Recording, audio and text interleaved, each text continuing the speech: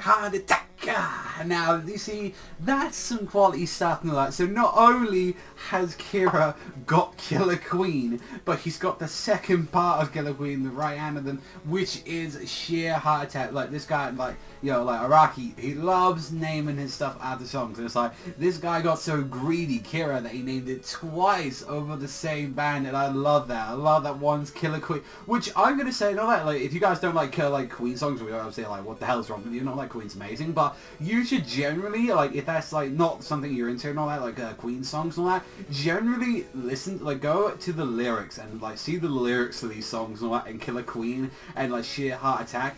And then it starts getting a little bit darker with what Araki was really using, especially with like Killer Queen and a lot of the other stuff, and some stuff to come as well with other stands. I don't want to get into it and all that, but people know that there's going to be some dust that is going to bite, you know, just say and all that. Like, live to each other. That was a terrible pun. So getting into this episode with Koichi and Jotaro going against just a part of Yoshikage Kira as he literally bounces out of the entire shop. So I don't care, I'm leaving it, and it's like, and honestly, Koichi was being an asshole throughout the entire thing. It's like, Jotaro's like, look, and all that, this guy's like got a long range stand and all that, and it's clearly and all that remotely controlled stands and all that, and there's clearly some stuff that's manipulating this thing and all that. If he was close and all that, he'd be able to manipulate himself and all that, he wouldn't be close, but clearly there's some like restrictions to this, and that's why it's pretty dumb and all that, and only had to certain do things, which it follows you around on like heat. So like, there's like ways to get around. It's like, either make something hot and all that so it doesn't follow your body temperature, or you go ahead and all that and go and find something else to do and all that, since it will keep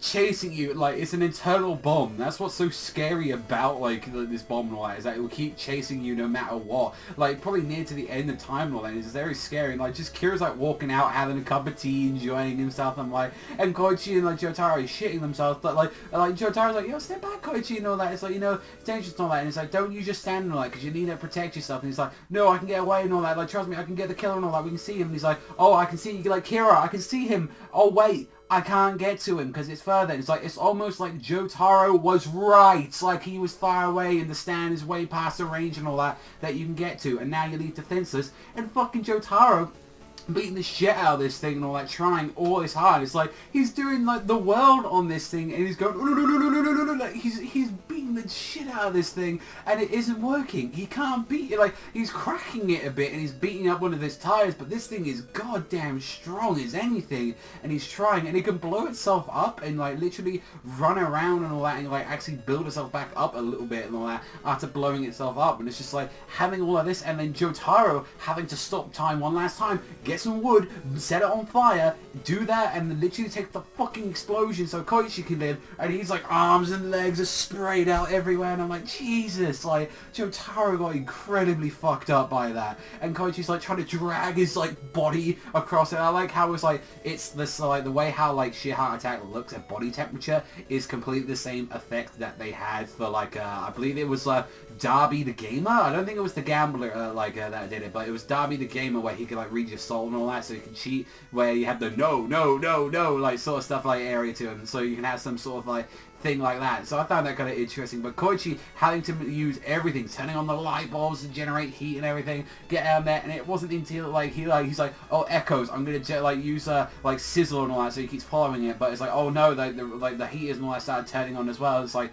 start doing this, like these terrible fucking heaters like caused him, and it's like you see Echoes Act 2 just literally there, just like, oh my god, Echo's just died. I was like, oh my god, and he's like, wait a minute, this happened last time and all that, and this time, like last time he evolved into Act 2, so now, and then you see he's got this humanoid form and all that, like squatting fucking thug Yakuza style. It's like, Act 3 Echoes comes out, and I'm like, this thing's really strong and all that, and it's like, it's weird because like, Koichi is the only guy like in the series that has had evolutions and stands, and not just once but twice he's had this with his stand, that he's able to do this, and adding into the fact that it's like, now he's got new abilities and new powers, especially with this one. It's like he's able to get it order, and this one has kind of like, it has like a sense, like kind of has a consciousness, and he's like, please give me orders, Koichi, and it's like, it's talking back to him and everything, and it's like, it's really weird because it's like every like kind of how we see in stands are just being a part of your soul, like a part that you're going out to, and it's actually like, this one is kind of interesting where it's like coming out and it's actually talking to him, and it's like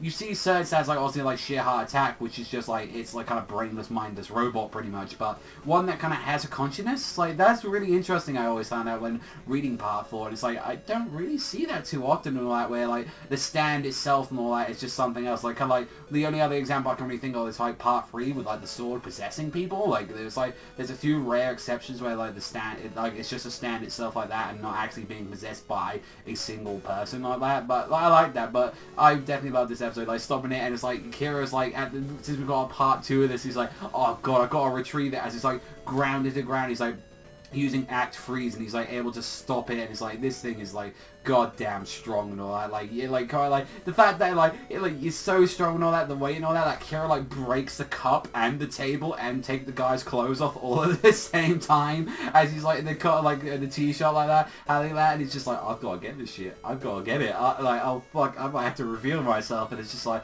he's gonna have to do some shady shit and all that. And I love that and all that. I love the fact that it's gonna like obviously having a part 2 and all that, because if I remember, this was like a pretty long little part in the series, like considering that we've just seen Yoshikage and Kira What's a Quiet Life, and then adding into this part as well. It's like, you know, Kira takes a good chunk of episodes, trust me, like with being the big villain and everything and all that, and just the way how he handles things is just really interesting, and just how deadly he is and all that. Even when he's just like hiding around, he's not even really doing anything, he's just looking around, it's like sheer heart attacks, just, you know, just kill him in like 3 minutes or anything. So definitely love this episode, but let me know what you guys think in the comment section down below. What did you think about this? And also as well, throw a little update as well for where I'm at with part 5. I'm pretty much like 3/4 of the way going through like part 5. I met like a familiar face, like definitely in part 5. I don't want to say who and all that, just in case and all that, but I saw someone and all that a lot of people will probably know from like a previous live part and all that, which was really actually interesting and all that. I was like really surprised to see that, but definitely looking forward to a lot more and all that, like reading that. Definitely I'm liking it a lot more than it was kind of like